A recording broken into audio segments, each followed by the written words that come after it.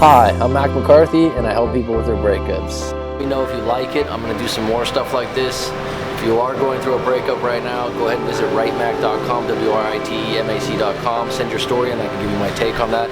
Otherwise, have a good one. Models by Mark Manson. This is the most mature and honest guide on how a man can attract a woman without faking behavior, without lying, and without emulating others. Part 1, reality.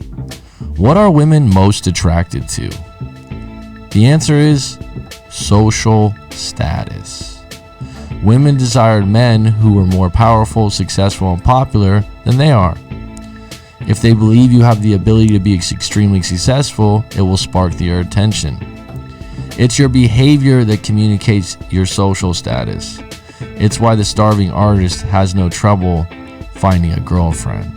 The second attraction trigger is being desired. Being physically assertive with a woman instead of just standing next to her is a huge step you can take to spark her attention. The third is true confidence. True confidence is being less invested in other people's personal perception of you than in your perception of yourself. Women subconsciously detect it. Not having it will make you seek validation from others. To build true confidence, you must invest in yourself.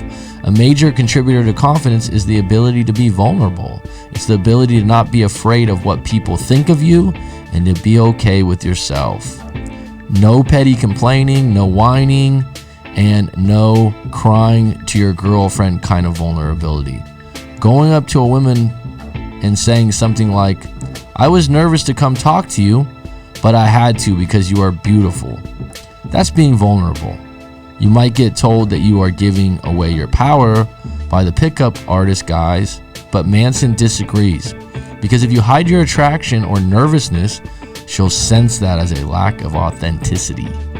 Another contributor to self-confidence is setting boundaries.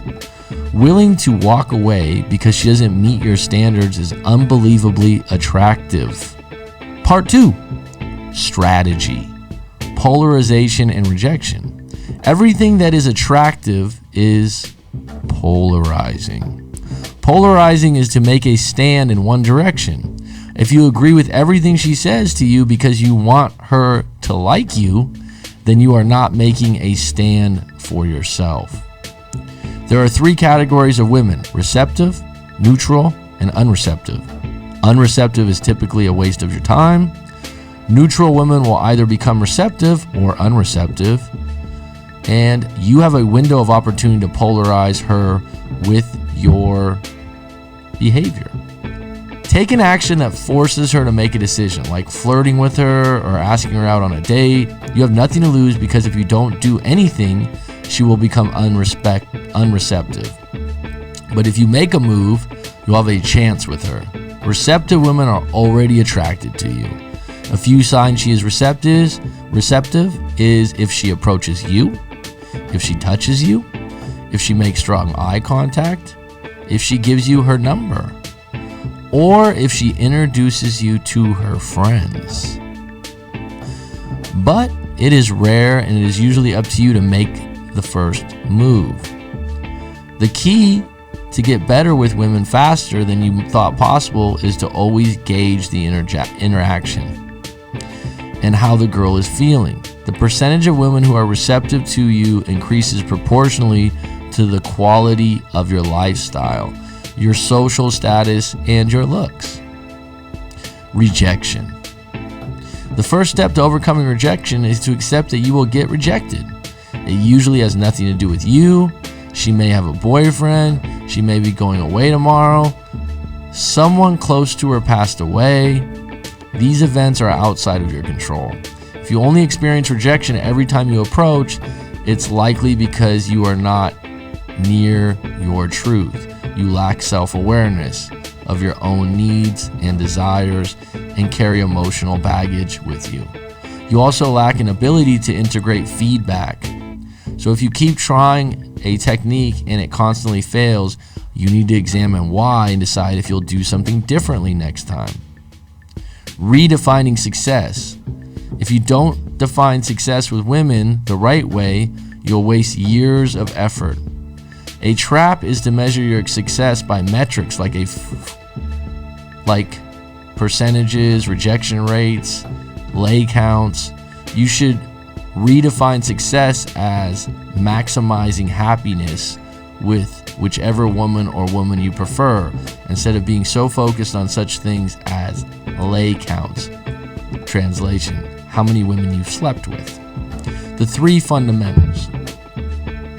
Number 1, honest living. Create an attractive and enriching lifestyle that you're proud of. Number 2, honest action. Overcoming your fears and anxiety around women. Number 3, honest communication. Mastering the expression of your emotions and communicating fluidity. Part 3, honest living. Demographics. Ask yourself, which women do you want to meet and what kind of relationship do I want with them? To be successful with the type of woman you want, you need to understand context. It's rarely mentioned in the dating world, but it's absolutely important. Picture a 40-year-old divorced banker meeting a woman at a museum and an 18-year-old college kid sneaking into a house party to see a girl. Giving them the same advice would be stupid. The men have different priorities, life experiences, personalities, and interests. Women in these locations will be drastically different. Demographics count. Know what you're looking for and where they hang out. Beliefs and self-selections. If you believe all women are sluts or untrustworthy, then you will only attract women who are sluts and untrustworthy. Age, money, looks, they matter. Not a lot, but they still matter. And anybody who tells you otherwise is lying or ignorant. You don't have control over your age, but us men are lucky because our physical attractiveness peaks at 31. But for women, it's about 21. Money, you don't have control over. It just takes a different way of thinking. Execution and patience to get out of a crappy financial situation. How you present yourself is more important than your physical dimensions, like your oddly shaped jawline. Heck, you can even disguise your oddly shaped jawline by growing and trimming a beard in a particular way. Race and foreigner effect. You can automatically increase your attraction by going to another country where you are considered exotic or rare. How to be attractive. Appearance. Start grooming and maintaining yourself. That means showering, shaving, wearing deodorant, and brushing your teeth. Wear clothes that match, clothes that fit, clothes that match your personality, and get in shape. When you do these things, your dating life will literally become 3 times easier. Body language. Stand straight with your shoulders back. Look people in the eye. Maintain eye contact until they break it. It may feel weird at first, but this will train you to be more aware of people's reactions to you. Vocal tonality. Speak louder. And also speak from your chest, not from your mouth. This will make your voice deeper. How to be a fascinating person. Most guys come off as just another guy. To become more interesting, develop artistic taste, try new things, and have strong opinions. Practice articulating why you like or don't like a movie and share that strong opinion. Part 4, honest actions. What are your stories? What are your stories? What do you tell yourself to justify that internal resistance inside you? And what stories can you tell yourself instead to remove as much of that resistance as possible? The only important skill in dating is learning how to stop buying into your own bullshit, to stop believing in your own stories. The resistance is constant. You might fight against it and ultimately take action.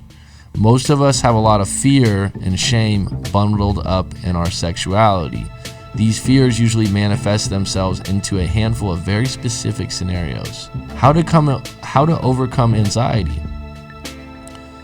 Stories could be something like, I've been with prettier girls, I need to be dressed better to meet women. We tell those stories to get out of our anxiety and tell ourselves it's okay to not act.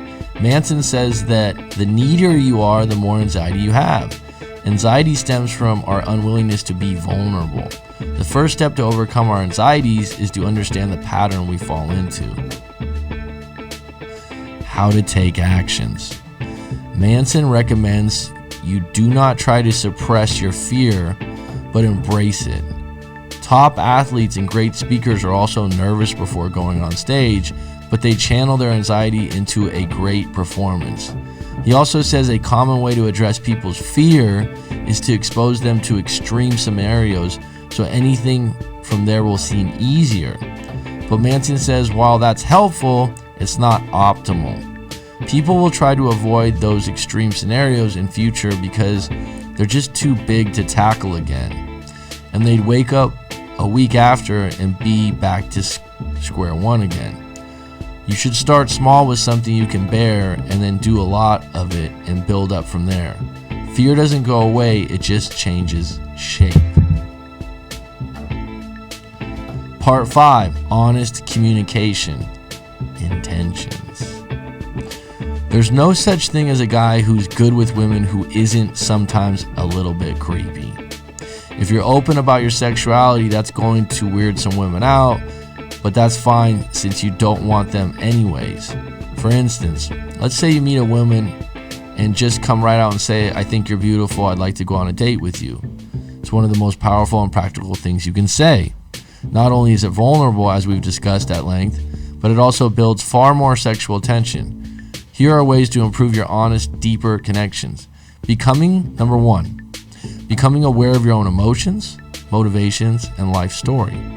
Number 2, taking the lead by sharing those emotions, motivations, and life story first. Number 3, sharing first creates trust and encourages her to open up and share herself in return. Manson also suggests you don't simply tell something like, oh, I like that too, but tell why you like it and relate it to your life in a way that builds emotional trust and connection. Flirting and conversations.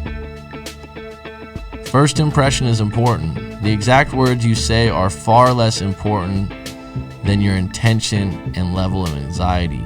You can ask a woman how her day is going or say the most perceptive and witty thing to her in the first minutes, but her first impression is largely going based on how you present yourself, your level of anxiety, and your ability to communicate clearly.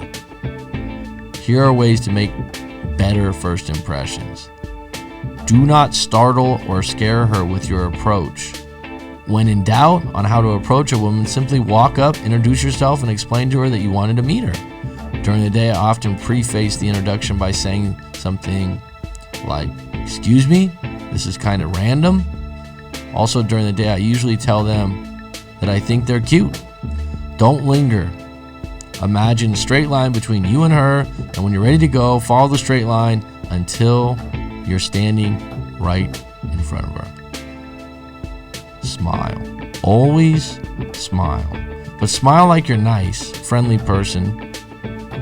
A comfortable smile. Lean back, stand up tall, speak loudly yet clearly, make strong eye contact, introduce yourself, and stick out your hand, give a firm handshake. Use effective language and eliminate filler words. Instead of asking her a question about herself, you guess the answer to your question and then state it. Here are some examples. Where are you from translates to, you look like a California girl. What do you do for work translates to, you seem to be a creative person, I bet your job is interesting. How do you guys know each other translates to, you guys look like you've been friends for a long time.